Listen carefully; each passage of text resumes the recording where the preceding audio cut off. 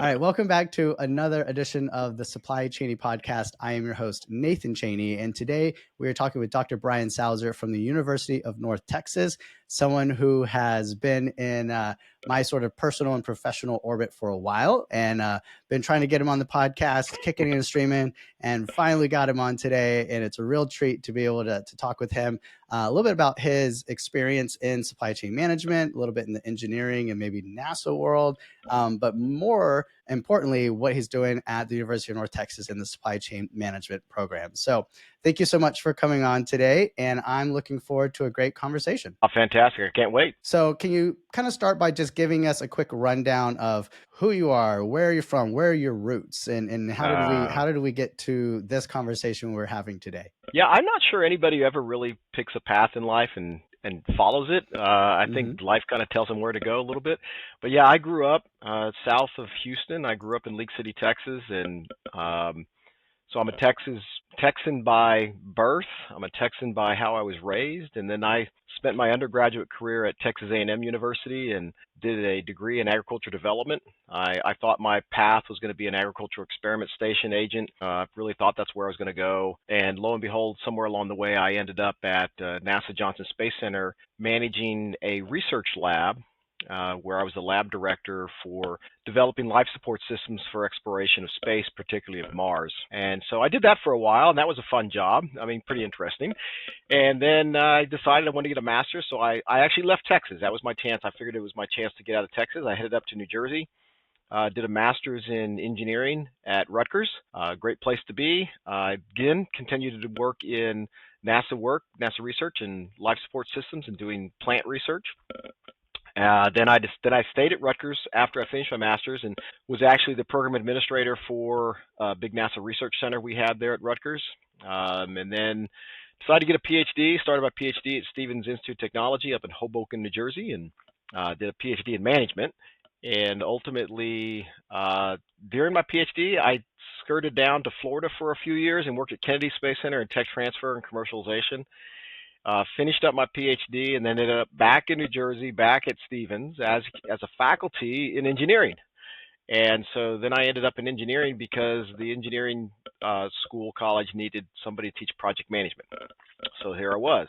Again, always following opportunity. And then did that for, I don't know, I guess I was there about 6 or 8 years or so and ended up getting tenured as a engineering faculty, then left to come to UNT to join the logistics program as a tenured business faculty. So I took everything's taken a little bit of shift here and there. So I can tell you when I started off with my BS in in agriculture, I never thought I would be sitting in this seat as a department chair of a program of supply chain management. I probably couldn't even spell supply chain management when I was an undergrad, and here I am. It's just amazing how paths follow, and you, in the end, I always say you follow your passion, and I did. I followed my passion, and that led me to where I am in the seat. Yeah, that's an incredible story. And I was actually, when I was looking through your LinkedIn profile to kind of just come up with a path of questions, I wanted to ask that, like, does your younger self could have ever imagined that you'd be leading an academic program in the business school? You know, like, it seems like it would have been a stretch. It's a huge stretch. I mean, I would have said no. I mean, here's why I would have said no, is because when I was an undergrad and I'm looking at electives that I've got to take, I thought, oh, I'll go take a business elective. And because, everybody needs at least 1 or 2 business classes, because I was an ag major, right? And I got into some business class. I don't even remember what business class it was. Some business class. And I'm in this big lecture hall. I think I took the class for like 1 or 2 weeks. And I said, this has got to be the most idiotic thing I've ever heard. I can't believe people actually teach this stuff. And I dropped the class and went and took something else because I was like, I'm not doing this business stuff. And no. So the answer is absolutely no. I would never imagine myself being here. Yeah. Wow. Maybe that's something that a lot of us find ourselves, those folks that are in executive positions and things today that, if they were to go ask their former younger self, do you believe that you'll achieve this level of success someday? Probably you're like, No, that's like for everybody else. Other people achieve those levels of success. I'm not. I'm just going to be like a average Joe. There's something in you as a person, right? That you're kind of born with this innate desire to always continue to improve, to build on your skill set and experiences, and keep pursuing something, right? Yeah. What are you pursuing these days with the supply chain management program at UNT? Can you kind of talk us through that? Yeah, I mean, good or bad, I'm a pretty competitive person. I can't say I I dislike losing. I just love trying to win. Hmm. It's it's the effort that I love. I love, and so whenever I take on anything, I want to win at it, right? Whether I do or not, that's for somebody else to usually decide. But I want to win, and so when I took over as the department chair, a little bit over a year ago now, I got last August. That was it. I said, hey, I want to win. And so I sat down and I said, what does it mean to win? And who do we beat? Like who's the competition? Who do we need? Yeah. And started laying that out, at least in my own mind, and laid out my own sort of 5-year vision of where I wanted to see our department go. Now, in the end, I got to get the faculty to buy into that vision and all that has to happen. But I had to have a vision in my mind about where we needed to be and where we needed to go. And so I did that, and it was all about competition. It was always about who's number one? Well, it's Arkansas. Okay, well, we got to beat Arkansas, and I always joke, and I tell my Arkansas colleagues this. I say, we're going hog hunting now, and I even have a picture in my office here, which only two people have the print of, that actually is an eagle going after a hog, Uh-huh. and so so I don't mind that. It's fun because, and I can tell you the Arkansas people love it because I think in order to be great, you got to have competition. Sure. So Yep. and it's the reason why we have it in sports, and I don't see any reason why we can't have it in supply chain management programs. I don't mind polite trash talking of another program and joking around so that we can, because if we compete against each other, the whole's going to get better, Sure. and I think that's what we really need. We just need a little healthy competition. We all like each other, but it's fun to compete a little bit, and so that was kind of my big vision when I came in here, is let's create a program that wants to compete. That we want to be on the. Maybe we're not number one, but boy, we're going to sure fight for it. Sure. And Sure. I think that was it. Is changing that culture and mentality. If you know the great book Good to Great, that was the mentality. How do we go from good to great? Hmm. Hmm. As you're talking and I'm looking here, I'm realizing a lot of what you're doing and probably the mindset and the tools that you're using these days are it's project management, right? You've got a vision and you've got a goal out there, and what are the tactical sort of steps and strategies you need to do to try to go accomplish that goal, and then you just get to play project manager probably in your role and make sure all the bits and pieces work to go meet that goal that's Yeah, out there. Not terribly different probably from your days, before academia, where yeah. you had to do similar things, but just with a different objective. Yeah, you're actually correct. I mean, academia is in some ways in some ways is no different than industry or anything else that we do. What really makes it different is the environment, the culture, and the people, right? I mean, I can, in academia we have faculty, and faculty, when you manage a department, you manage faculty. It's like managing a bunch of entrepreneurs, where you don't tell them what to do. You sort of try to provide them with the resources so they can be successful at what they do, and you hope they buy into the culture and all kind of work together. But in industry, you kind of get the privilege of really telling people what to do. So if you have Yeah. somebody that works for you, you can say, "Hey, go do this." I don't get that. Academia, as a department head, I don't get that privilege. I don't get to go. I don't even call it a privilege, but I don't get to go call somebody in my office and say, "Hey, Yeah. you need to go do this." They'll go, "Yeah, I don't want to do that." So Yeah. It's a different kind of authority. You it is. have it's a much softer sort of form, it Yeah, seems. I call it governance as opposed to command and control, right? Okay. Yeah. It is absolute governance. It's about creating culture.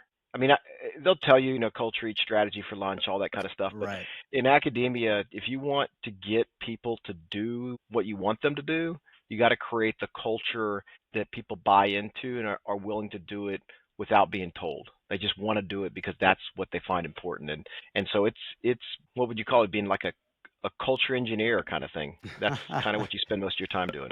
Okay. Let's back up just a hair, maybe look at the bigger picture and zoom out 10 or 20 years and think that today there's other Brian Sausers across the US and across the world trying to build out supply chain management programs. But 20 years ago, there weren't so many, and even like 10 and 20 years before that, it was some like transportation and materials Hmm. management sort of programs maybe out there. Can you talk a little bit about from your perspective, over the last 10 years, you've been really in the belly of it, but can you give us like a little bit of history of the evolution of supply chain studies and degrees in Yeah. universities? Well, here's the thing that I've noticed, right? And again, I was a little bit of an outsider because I wasn't sort of born and raised in supply chain, and I kind of came into it. Um, is that having come sort of been I was in the sciences for a while, I was in engineering for a while, and I say sciences, I think like the biological sciences, right? Yeah. And so I come over here, and what I see is I saw a discipline that for the longest of time I think was a little bit archaic, right?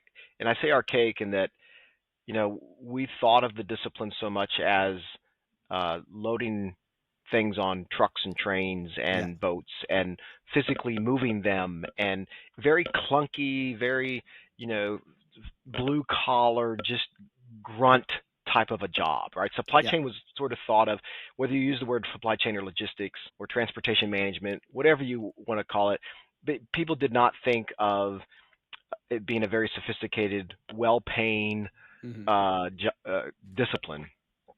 And so what ended up happening, and as we all know, because we all felt it, everybody felt it, is the evolution of the field because of the innovations that occurred and the speed by which things had to happen. And of course, COVID sped those things up even faster because we realized that shipping matters.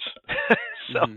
moving product matters. And so I think for me, the one thing that I've seen the discipline really have to play catch up with is the evolution of the innovation within the discipline. They quickly had to say, "Oh gosh, we're not a grit discipline anymore. We're as much grit as we are innovation and cutting edge." Uh-huh. And I think there was some, I'll call, growing pains, right? It was almost like growing pains because some people were like, "Oh, that's people hold on to the old, right?" Yeah. And then there was those pushing forward, and so I think we're starting to see we're probably at the end of the curve on those growing pains, and we're now starting to see the discipline really just sort of take off, and from an innovation perspective, and everybody's embracing it now. That's pretty exciting to me because it's happened, I think, relatively quickly because we Yeah. had to. As you've been talking, I've been painting this mental picture in my own head about in the day of just transportation departments being the way that one organization communicated to the other just through like, I'm sending a truck your way of raw materials, it'll be there in a few days, receive it and turn it into some finished goods.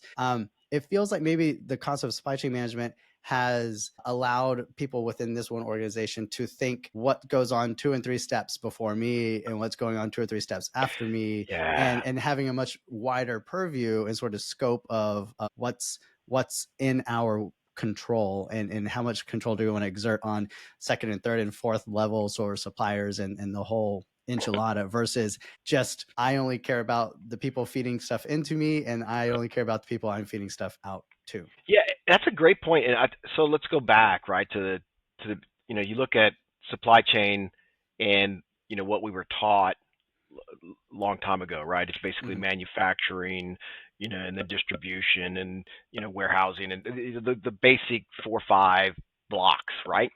Steps. And then we moved away from, and I won't be surprised if one day this doesn't change. We don't start calling them supply network Mm-hmm. programs as opposed to supply chain programs because it's not linear, right? Yeah. it's Yeah. it's all over the place. It's a network. But to what your point is that if you go back and say the way supply chain was taught way back, it was very much the chain, right? And it was very much like pop pop pop pop. But even then, if you go back to the beer game, which a bunch of MIT undergrads developed a long Yep. time ago, you go back to that. One of the purposes of that game was to learn the bullwhip effect, that, hey, what I do down here at this end of the supply chain actually has a ripple effect throughout the supply chain. So we kind of knew that. But what we didn't really have, and this goes back to the technology piece, is we really didn't have a good way for this end of the supply chain to effectively communicate with this end of the supply chain.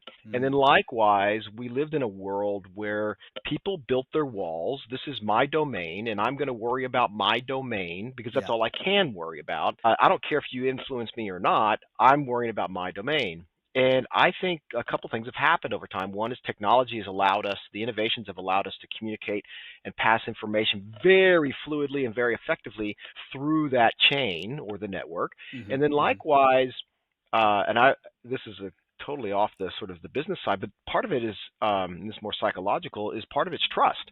And culturally, our concept of trust has changed. Before, trust was something took you decades maybe to earn, and now trust is something. It's a currency. Trust is a currency now. We barter trust, and so once we start bartering trust, then it becomes a currency. Then trust actually becomes the currency by which the supply chain really operates on, and so we. That's really been a big change. So there's a cultural understanding of trust has changed that, and then likewise, like I said, the information that technology has, and so yes, so supply chains are very different now. We teach them differently. We teach how information flows in them differently. We teach how they're effective differently. And you're right, it used to be the front end never talked to the back end, and nor was there a way for them to do that. Now we teach if the front end's not talking to the back end, you're going to fail at your supply chain. Yeah. Right. Yeah. It's a more sophisticated, scientific, engineering type of approach to business. What about whenever it comes to your sort of the levers that you have as a department chair to affect the teachings that are going on in classrooms, the different requirements for classes, maybe you add more decision sciences and you start taking out some other marketing. I don't know. What are the kind of levers that you have at your disposal to kind of affect the outcomes for the students going through the program? That's a fantastic question because there are levers. I can't say they're as like avid and agile as we'd want them to be. Sure. But the problem is like that may be true, but I think too is if you move those levers too fast, you are responding to maybe short-term demand, which actually can negatively impact the output of a student, right? What the student actually knows because you shifted a lever, you taught them this, they get out. Let's say it takes them 4 years to get out. You look at a cycle, and then they're obsolete, or whatever they learned was obsolete. So you have to find that right balance. And it's one of the things that we have a pretty strong industrial advisory board with our department, and that's why we use them. We say, hey, we got some ideas. What do you think? And we bounce those ideas off of them. We let them give us input into our curriculum so that we can make sure our curriculum is relevant, but not caught on a small wave of something that's just kind of coming through and is going to crash on the shore and be done, and then we're stuck with something. And so it's a really hard balance to find how do I really change the curriculum, how do I change classes, offer new classes, take classes away, whatever it might be, and then how do I keep core to what I mean, look, we still teach the beer game. We still teach the basic stuff because kids need to understand the bullwhip effect. Yeah. And so that's not going away. I don't care. There's a bullwhip everywhere you go. I don't care what you do. So you still have to teach that stuff. And so it's that balance between how do I do that, the 80-20, right? How do I keep 80% core so that every student walks out with that solid understanding and knowledge, and that 20% of, we'll just call it innovation in the curriculum. And so we do that with industry relations, bringing speakers into classes. So that I know you've come and talked to some of our executive lecture series. It's talking about that's where I can get that 20%. That's where I can be I can change things in a moment's notice. But to change core curriculum, that can take time. Right. I went and got an associate's degree for my first 2 years of school, and I majored in business administration. And it wasn't until I was leaving Tyler Junior College and asked, the head of the business department there, what should I consider doing for the next 2 years? What should I go maybe pursue for a bachelor's degree? And it was between the transition of, sophomore year into junior that he said, you should go check out logistics, and specifically maybe Yeah. up at UNT. And I'll tell you, that is the only lead I followed, and it's the only suggestion I got.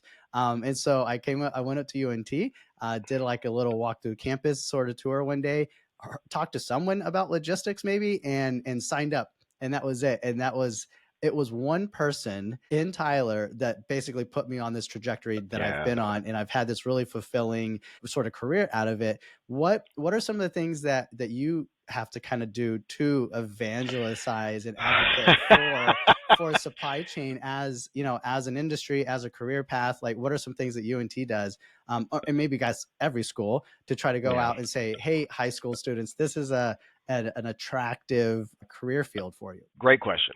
Right. Another great question, because one of the things that we battle in our discipline of supply chain management, and there's a number of disciplines that have this battle, and that is kids come out of high school and they know, oh, I want to be a lawyer, I want to be a doctor, I want to be an engineer. You know, they know these very basic things, and they don't know that, you know, like UNT has 200 and something degrees, right, or degree options, and you know, and a lot of universities are that. And Mm-hmm. so you get out and like, what do I major in? And you don't know, and so you pick something like, let's say you pick business, but then you didn't even realize, wow, within business there's actually another more options, right? Sure. Yeah. And so, and now we even have options within supply chain management. We have purchasing, we have operations, we have logistics, we have supply chain analytics. And so there's a lot of versatility in degrees. So that said, what do we do?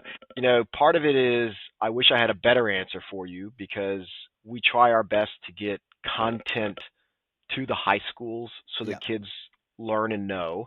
But that's challenging because, you know, it's a network of connections, you know, so you pass it off to an advisor. You hope the advisor passes it off to a high school student. You hope that a high school student it's actually communicated to them correctly, you know. And then even the community colleges, we do a pretty decent job right now with, we have a network into the community colleges in North Texas, I'll say, Mm-hmm. where we work with the supply chain logistics directors at those community colleges that have programs to get our program, you know, informed. And so we're getting better at it. Not not as good as I'd like to be, Uh-huh. because I'd like to see our enrollments grow. And I think in some ways what you talked about is just, it's awareness. I Sure. think our program would explode if it was just more students were more aware of the options in supply chain and the job options. You don't have to be a truck driver. You know, you you can be in supply chain and never even touch a truck or see a truck, you Sure. know. Yeah. And so, unfortunately, sometimes that's the image that students have, is that, you know, now that said, I'm tempted to, once I finish my academic career, I might be a truck driver.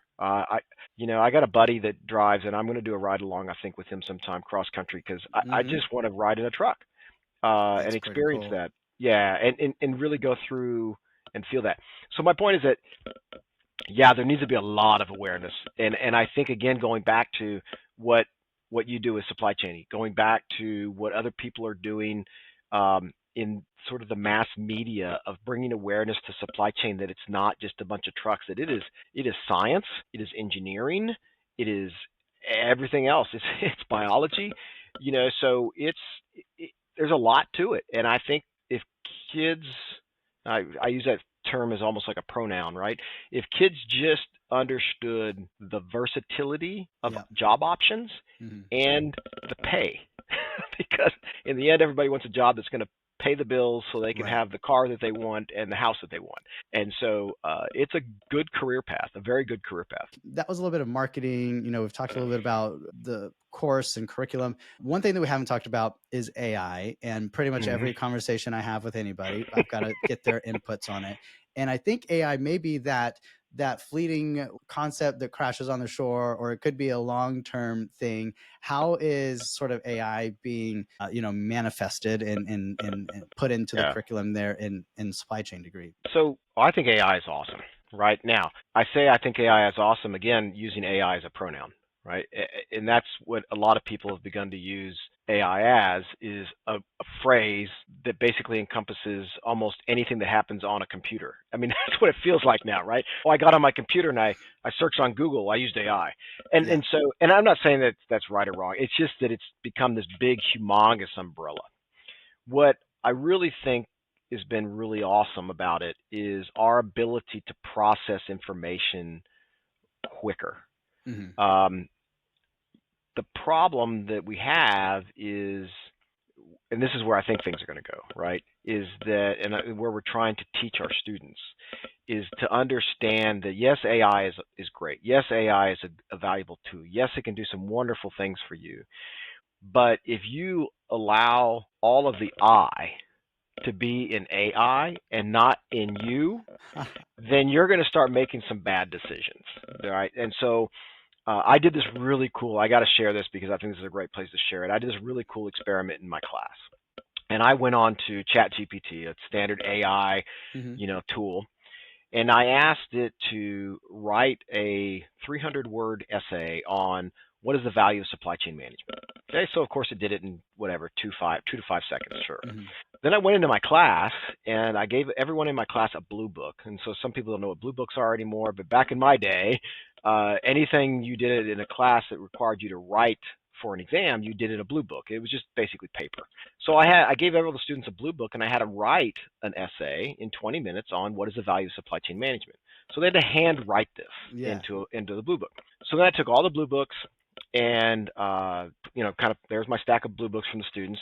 Then I went and took my handwriting and one of my admin's handwriting and had it converted into an actual font, and then took the AI generated essay, converted it to handwriting, Uh-huh.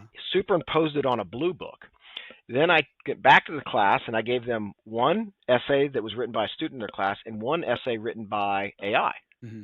and had them grade those essays using a rubric I had AI generate. Uh-huh. And so they basically got a fake one, or Mm-hmm. AI generated, and a real one by another student. I had them grade them. And what was interesting is that the AI generated essay averaged score was a 95 out of 100. Uh-huh. The students, the grades ranged anywhere from 55 to 95. And I Uh-huh. think the average was somewhere around 80 something. Mm-hmm. Then I actually had AI grade its own essay Uh-huh. using its own rubric, Uh-huh. grade the lowest rated one and the highest rated one from the class, and it graded its own essay as an 88. It graded the essay that the student wrote in class that got a 95 as a 82, I think it was. And then the one that was a 55, somebody did really bad, they graded it as a 68. And so what was interesting about that whole, and when I went back to the class and I said, after I did all this, and I shared the results of the class, the lesson really was you need to realize you're going to graduate in supply chain management. You need to be able to be knowledgeable and self-confident in your own knowledge of the discipline that you can recognize what's not true, because AI basically just pulls information from the internet and compiles it in a way that, and I'm talking about ChatGPT when I say AI here, Sure. Yeah. it compiles it in a way that may or may not be right. Yep. And so I think, to me, that's the challenge we're going to have with AI, is it's going to become so prevalent, because it will. It provides so much value that it's almost like we're going to start building on assumptions or building on false truths, they say, to the point that we will actually be living upon lies. But we won't know that the lie is not a lie because we'll believe it to be the truth. I mean, Sure. Yeah. and that's the world we're moving to, and it's not going to stop. It's the world we're going to. So really, you need to build the students we graduate, which is what we're trying to do now, is build students that are critical thinkers. Sure. So that they can look at problems and actually understand the problem, dissect the problem, because solving problems, that's the easy part. Understanding the problem, that's the hard part. So Right. I was just on a panel discussion just a while ago, like a virtual one, where Chris White, a friend of mine here at DFW, who also has this thing called the beer game on steroids and stuff. Yes, he does. It's another topic for maybe later. But he was saying that we were talking, the concept of AI came up, and he, especially with large language models and generative AI, he was saying that although AI can, it uses information about things that have already occurred to come up with an idea or a solution or something like that. So what it's going to be proposing is based on unknown knowledge and Hmm. information. And a lot of the problems and solutions that we need haven't occurred before. And it's got to be completely unscripted. It's not based, it's based obviously intellectually for us on experiences that we've had and piling knowledge all together, come up with this Right. new novel solution. But a new novel solution is likely not going to be generated by AI. And so we do need to use like human powered AI to come up with really the novel and creative solutions that we're going to need long term and to solve really big problems. Yeah. The other challenge that we have with this is that when you ask a question of AI, it's kind of like talking to my son. If I ask him a question about something he did or didn't do, he has not developed the maturity yet to say I don't know. Mm-hmm. Right? So he gives me an answer, whether it's right, wrong, it's a lie, right? He might even lie to me because he knows I asked a question, I got to give him an answer. AI functions the same way. You ask it a question, it's going to give you an answer, whether it's right, wrong, or a lie, Yeah. and it's going to give you an answer, and that's a problem that we have is that it's designed to solve problems without understanding necessarily the problem, knowing that it may not even actually have the answer. I'll give you a very kind of cool example of that. Is I went in and I asked AI, "Who's Brian Sauser?" Uh-huh. And it gave me this, interesting answer, and it said it was all right. It pulled it Uh-huh. off the internet. It was all me, and then the bottom Uh-huh. it said something like, Brian Sauser is also a professor at University of North Texas, blah blah blah. Uh-huh. So then I thought, oh, that's interesting. Let me ask it a question where it's going to give me the answer because I asked it, Mm-hmm. and it's not going to say I don't know or that doesn't exist. It's not Yeah. going to say it doesn't Okay. exist. So I asked, who's Brian Sauser, the race car driver? I've never driven a race car, and as far as I know, I think I know of the three actual Brian Sausers outside of myself that exist in the world, Uh-huh. and they're all related to me. So I know they don't drive race cars. So Uh-huh. I asked it, who's Brian Sauser, the race car? So he goes on, and it actually has this elaborate discussion about how Brian Sauser drove this NASCAR and he was in this race and he did all this stuff. And then the very last paragraph it says, "Oh, and also Brian Sauser is a professor at UNT." It goes, and so the very last paragraph was the same, but Uh-huh. the first two to three were completely like one was correct because I knew it was me, Yeah. and the other one was incorrect. And so because I asked it a question, Yeah. and its natural response is I've got to answer that question. And so there's that to me is again one of the issues we have with AI and how we use it is that it's designed to solve our problems, not understand our problems. Okay.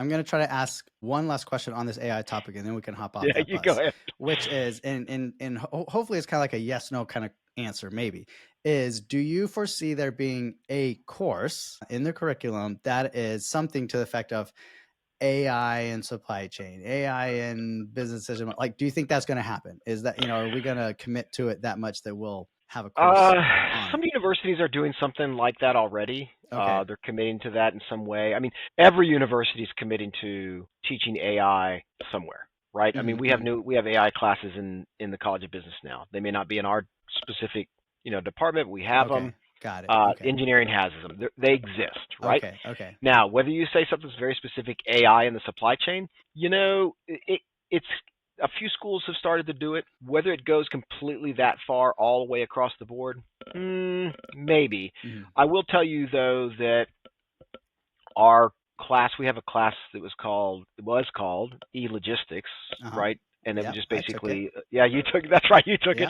Yeah. And that class is now changing to supply chain technology or something like that. And the purpose Okay. of that Yep. class is really to teach supply chain technology, but the class has to have, going back to that 80/20 rule, there's a certain level in that class that allows for it to evolve to stay ahead of or with Mm. the evolution of technology.